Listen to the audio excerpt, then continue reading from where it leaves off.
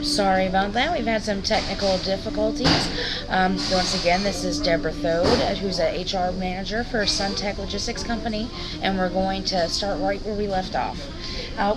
Deborah, what do you think was the most important subject that you learned while you were in college in connection with your human resources? Well, I would say that it was probably English. And you're thinking, what? English for human resources? In the human resource department, you have a lot of reports. Whether or not it is filling out job descriptions, training and development, where you're teaching a class or you're putting together a training manual, you're filing reports with the executive offices, perhaps you're having to write employment reviews. There's a lot of writing involved, so my English background in college was very helpful that way. I didn't panic about it. I'm real comfortable with my writing. A strong English background really helped, so English was my best college tool. Well, that's really good to know. And communication, what falls right in line with English. So what would you say the role of communication is in this field?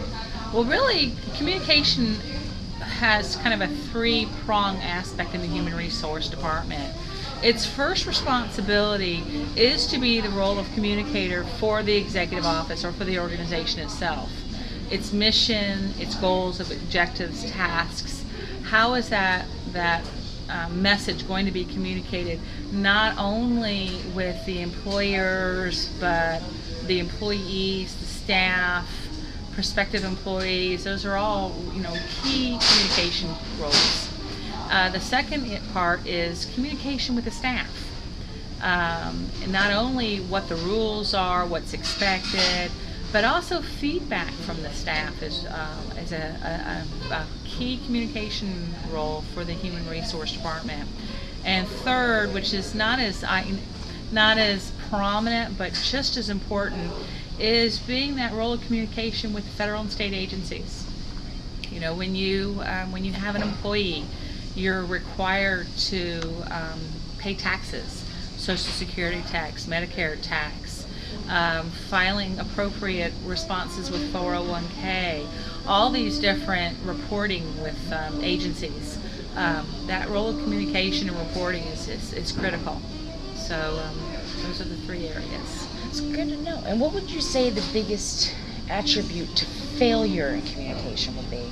Oh, well, the word communication really means that a message has gone from point A and been received at point B.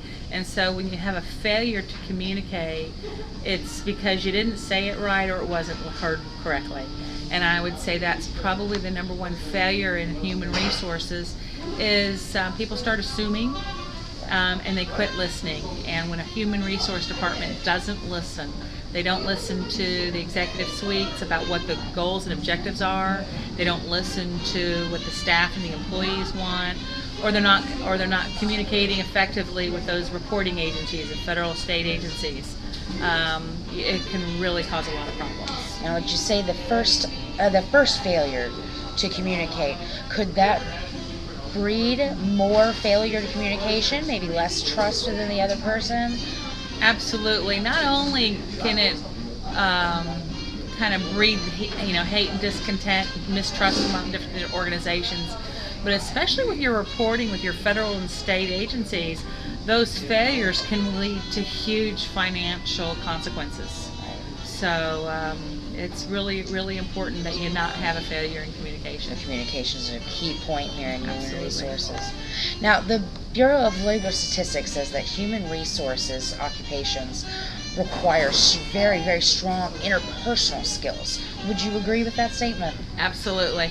In fact, I think interpersonal communication skills are key. One of the reasons I got into HR was I like people. It was a natural. I have a lot of natural inherent abilities with talking to people, enjoy listening to them. I'm curious about them. I want to help them. And so interpersonal skills are very, very key. That's good to know. Now, in closing, what would you say is the most rewarding part of being in human resources, and would you recommend a career in human resources? Most rewarding, telling people you got the job, you got the promotion. This is all what people are all about, and it all comes down to who you are, and that's often very closely tied to where do you work. And so when you get that job, if you remember back when you got hired and they called and said you got the job, you were ecstatic. It really is rewarding to see people get what they dreamed of, and get those promotions that they want. And that to me is the most rewarding. And would I recommend a job in HR? Absolutely. It can be anything you want it to be.